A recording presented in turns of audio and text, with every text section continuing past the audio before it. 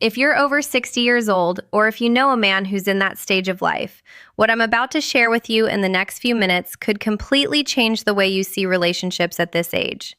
Because here's the truth that almost nobody dares to say out loud. After 60, having a girlfriend isn't always a blessing. Sometimes it's one of the worst decisions a man can make. I know that sounds harsh. I know you might be thinking, but love has no age, or everyone deserves companionship. And you're right, in part. But there's something most men this age aren't considering when they decide to jump back into the world of relationships. And that something can cost them not just money, but health, peace of mind, and even their relationship with their own children. Today I'm going to share 5 reasons with you based on real patterns that repeat over and over in men over 60 who decide to have a girlfriend. And I warn you, reason number 5 is the most important of all. It's the one almost nobody sees coming, and it's the one that ends up defining whether this stage of your life will be peaceful or chaotic. So stay until the end because you won't want to miss this. Before we continue, I want to ask you a quick favor. If this kind of content is useful to you, honest and direct, without filters or sugar-coated stories, give this video a like right now. That simple gesture tells YouTube this content is worth it, so it reaches more people who truly need to hear it. And if you're not part of this community yet, subscribe to the channel. Here we talk openly about the stages of life most people avoid mentioning: maturity, solitude, relationships after 50 and 60, and how to make smart decisions when we no longer have time to waste on costly mistakes. With that said, let's begin. The first reason, the silent financial burden. After 60, many men have already built up an estate, a house, some savings, maybe a pension or a business that took them decades to build. And this is where the problem begins. Studies and statistics on relationships in later life show something that keeps repeating. When an older man enters a new relationship, especially if there's a considerable age gap, the financial pattern shifts. The loans begin that never get paid back. The gifts that turn into expectations. The shared expenses that mysteriously always end up weighing more on one side. I'm not saying this happens to everyone, but it happens to more men than are willing to admit publicly. And by the time they realize their estate is evaporating, it's already too late to reverse it. The question every man over 60 should ask himself before getting emotionally involved is simple. Is this person here for me or here for what I have? And yes, I know that sounds cynical, but experience and the real stories of thousands of men tells us this question can save you years of regret. Think about it this way. A man who worked for 35 or 40 years, who sacrificed vacations, weekends, and even his health to build something solid, suddenly finds himself signing transfers, buying cars, paying for cosmetic treatments, or helping with third-party debts he barely knows anything about. And he does it convinced it's an act of love. But an act of love shouldn't leave you, year after year, with less than you had before meeting that person. This doesn't mean you should become suspicious of everyone, or that money should be the only filter for choosing companionship. It means generosity at this age should come with observation, with time, with watching how that person behaves not just when things are going well, but also when you say no to a request or an expense. That's often where the real intention is revealed. The second reason, the emotional wear nobody sees coming. By 60, most men have already been through enough emotional battles. A marriage, maybe a divorce, raising children, losing friends or family. For many, this stage of life should be synonymous with peace. But when an older man decides to start a new relationship, especially without fully healing the wounds of the past, what happens is he relives patterns he thought he'd overcome. Jealousy, insecurity, fear of abandonment, and worst of all, now with less physical and emotional energy to handle conflicts he might have resolved easily at 30. The body changes, the mind changes.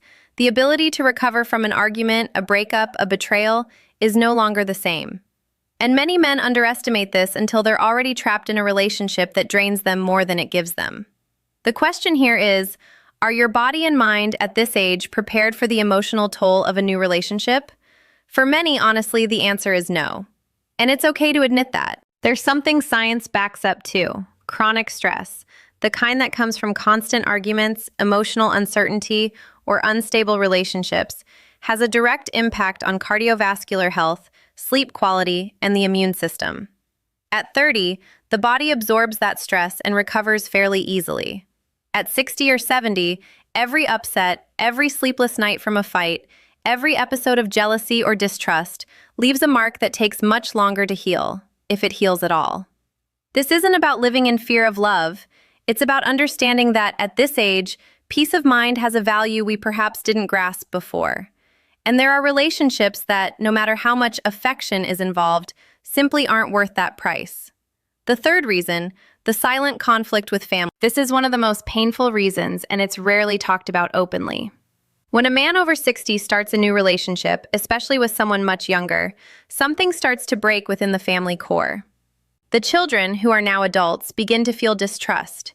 They feel they're losing their father or losing part of their inheritance, or simply feel that this new person doesn't belong in the family history they built over decades. And here's the sad part. Often the man doesn't notice this rupture until it's already deep. Family gatherings become awkward, phone calls become less frequent, grandchildren's visits decrease, and what should be a life stage surrounded by family becomes a stage of isolation, disguised as new happiness. It's not that the children are selfish or controlling. It's that families, like any system, need time, trust, and communication to accept changes this big. And many men, in their eagerness to feel young again, skip that process entirely. There's something even more delicate, the moment when talk turns to inheritance, property, or family estate. When a new partner enters the picture, especially if the relationship moves quickly toward marriage or living together, the children, rightly or wrongly, start wondering what will happen to what their parents built over a lifetime. And that question alone, even if never said out loud, can poison the family relationship for years. Open communication, transparency about intentions, and in many cases, legal advice to protect both the father and the children become necessary tools, not signs of distrust. But few men think about this while they're in love, and by the time they do, the damage to the family relationship is already done. If by this point you feel this video is making you reflect, I'm asking you to do something simple. Leave a comment below with the word present, or tell me what stage of life you're in right now. I'd love to read your story, and I'm sure you're not the only one who relates to this. And while I have you here, if you haven't liked this video yet, now's the perfect time. This content comes from real stories, from patterns that repeat in thousands of men, and the more people who see it, the more men can make informed decisions before it's too late. Now let's keep going, because what's coming next is even more important. The fourth reason, the loss of identity and personal purpose. After 60, many men finally reach a stage where they can live for themselves. No more proving anything to anyone, no more bosses to please, no small children to raise. It's potentially the most free stage of an entire life. But when a new partner enters the picture, many men, without realizing it, begin rearranging their entire life around that person. They stop seeing their longtime friends. They abandon hobbies they used to enjoy. They change routines it took years of effort to build. All in the name of love or not being alone. And here's the trap. Instead of adding companionship to an already full life, they end up replacing their entire identity with the relationship. And when that relationship turns toxic, unbalanced, or simply ends, they find they no longer recognize their own life. The independence it took 60 years to build can be lost in a matter of months if clear boundaries aren't set from the start. I've heard stories of men who, after a lifetime of playing dominoes with friends on weekends, or going fishing, or simply enjoying the silence of their own home, end up isolated, without the social circle that used to sustain them emotionally. The new partner, often without bad intentions, gradually takes over every free space, every routine, every decision. And the man, without noticing, wakes up one day asking himself, "When did I stop being me?" Independence isn't selfishness. It's the foundation on which any healthy relationship can be built. A partner who truly loves you doesn't seek to replace your life, but to add to it, respecting your space, your friendships, and your time alone. And now we get to reason number 5, the one I promised you at the start of the video. The one that, honestly, sums up everything before it and gives meaning to each of the reasons we've already covered. This is the reason most men discover too late, when they've already lost money, time, peace of mind, and sometimes even their relationship with their own family. Pay close attention to this. The fifth reason, the illusion that this time will be different. Here's the real underlying problem. It's not the money, it's not the emotional toll, it's not the family conflict, it's not the loss of identity. All of that is just symptoms. The real reason, the root of it all, is that many men over 60 enter new relationships believing this time will be different, without having changed anything at all about how they choose a partner, how they set boundaries, or how they value themselves. They repeat the same patterns that led to failed relationships in the past, but now with less time, less energy, and so much more to lose. It's the illusion of recovered youth. It's the need to feel desired, admired, relevant. And that need, when unresolved internally, becomes the perfect entry point for relationships that, far from adding value, end up taking away everything built over a lifetime. The real question isn't, should I have a girlfriend after 60? The real question is, have I already resolved what makes me vulnerable to repeating the same mistakes? Because if the answer is no, then it doesn't matter the partner's age, how much money you have, or how many precautions you take. The pattern will repeat itself. And that, my friend, is reason number 5. The one that connects all the others. The one that explains why so many brilliant, successful, hardworking men end up losing everything in the last stage of their life by not stopping to ask themselves this question in time. Think of it this way. If in your past relationships you always ended up feeling like you gave more than you received, if you always ignored the warning signs hoping it would change over time, if you always confused intensity with real love, then that pattern doesn't disappear just because you turned 60. On the contrary, it becomes more dangerous because now there's more at stake: your estate, your health, your peace of mind, and your relationship with the people who've truly stood by you your whole life. The real work isn't in finding the right person. It's in becoming the version of yourself that no longer needs outside validation to feel complete. That's the true reason number 5, and it's without a doubt the hardest one to accept. Now, I want to be clear with you. This video isn't trying to tell you that love after 60 is impossible or that you're doomed to loneliness. Healthy, balanced, beautiful relationships exist at this stage of life. Men do find real, honest, mutual companionship. But to get there, you first have to do the inner work. You have to heal what's still unresolved. You have to learn to set boundaries. You have to surround yourself with people who value who you are, not what you have.